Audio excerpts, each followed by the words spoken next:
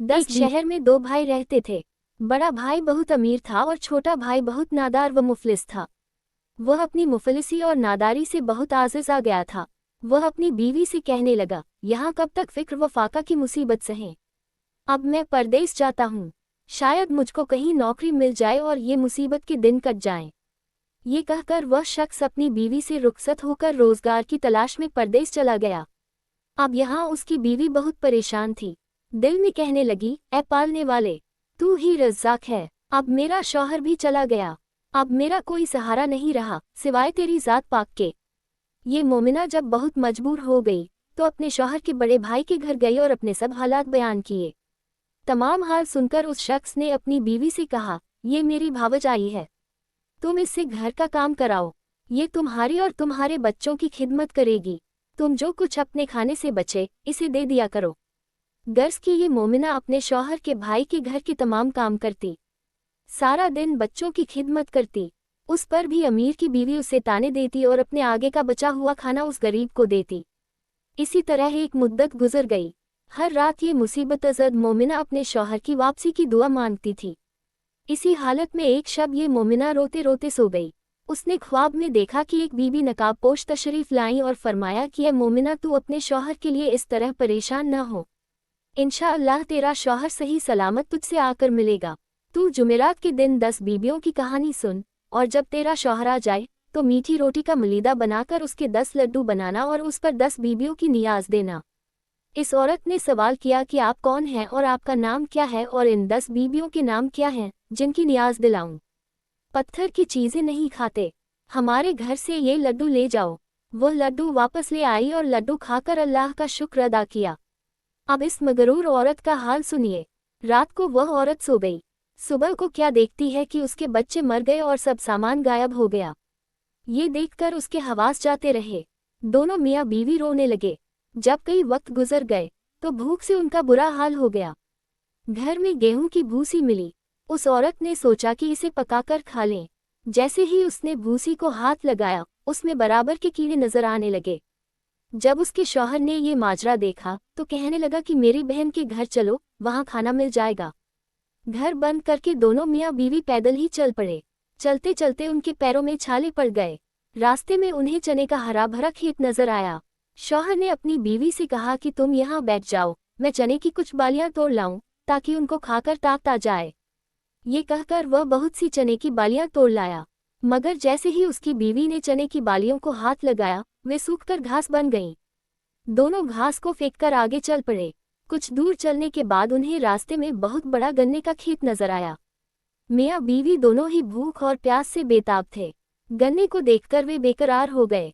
शौहर बहुत से गन्ने तोड़ लाया और बीवी के हाथ में दिए।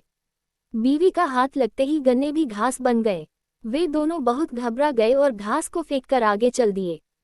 कुछ वक्त बाद ये शख्स बीवी के साथ अपनी बहन के घर पहुंच गया।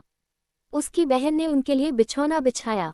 जब दोनों ने आराम कर लिया तो उसकी बहन ने उन्हें लाकर खाना दिया। ये लोग कई दिन के भूखे थे।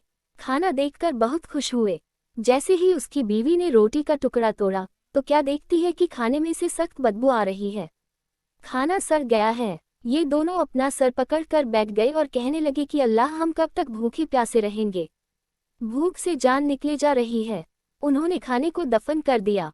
रात जिस तरह गुजरी उन्होंने गुजारी। सुबह हुई तो शौहर ने कहा कि यहाँ का बादशाह मेरा दोस्त है, उसके पास चलें, देखिए इस मुसीबत के आलम में वह हमारी क्या मदद करता है। दोनों बादशाह के पास गए। जब वे बादशाह के हुजूर में पहुंचे तो बादशाह ने उन्हें पहचान लिया। उन्हें अलग कमरा दिया गया। बादशाह ने उनसे कहा कि तुम दोनों गुस्ल करके आराम करो। बादशाह ने हुक्म दिया कि हमारे मेहमानों को 7 रंग का खाना भेजो। बादशाह के हुक्म के मुताबिक उनके लिए 7 रंग का खाना लाया गया। दोनों खाना देखकर बहुत खुश हुए और दस्तरख्वान पर आकर बैठ गए। वह औरत जिस खाने को हाथ लगाती वह खाना सड़ जाता। गर्ज की तमाम खाना सड़ गया और उसमें कीड़े नजर आने लगे। उसका शौहर हैरान हो गया कि ये क्या माजरा है।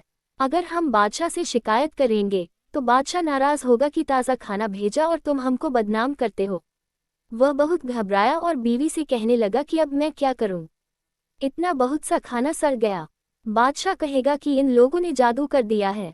अलगर्स दोनों खाना लेकर बाहर आए और जमीन में दफन कर दिया। शौहर बहुत हैरान था कि ये सब क्या हो रहा है।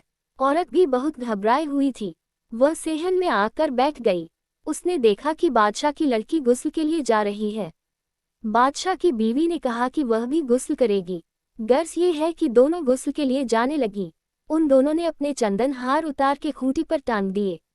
ज्यों ही उन्होंने हार टांगे, फौरन खूंटी हार निगल गई। ये माजरा देखकर उन्हें बेहद हैरानी हुई।